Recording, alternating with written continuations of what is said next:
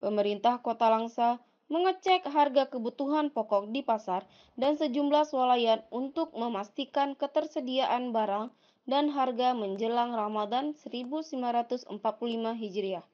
Peninjauan tersebut dilakukan langsung oleh PJ Wali Kota Langsa, Syahridin, bersama Kepala Bank Indonesia Perwakilan Lok Sumawe, Gunawan, guna memastikan pengendalian inflasi daerah, ketersediaan stok dan harga kebutuhan pokok menjelang Ramadan tetap stabil.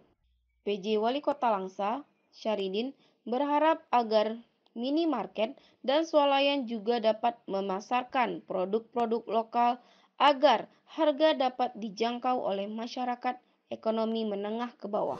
Kita untuk memastikan apakah terjadi kenaikan harga atau stabil.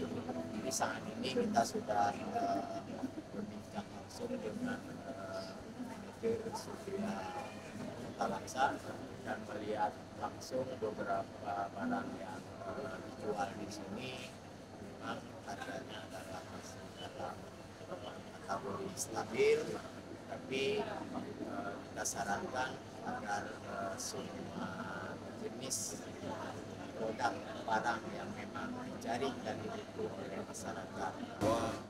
Sementara itu, Kepala Bank Indonesia Luxmawe Gunawan mengatakan, dalam menghadapi tantangan inflasi ini diharapkan menjadi perhatian kita bersama untuk memantau harga dan stok kebutuhan pokok, baik itu di minimarket maupun di swalayan agar harganya tetap terjangkau oleh masyarakat.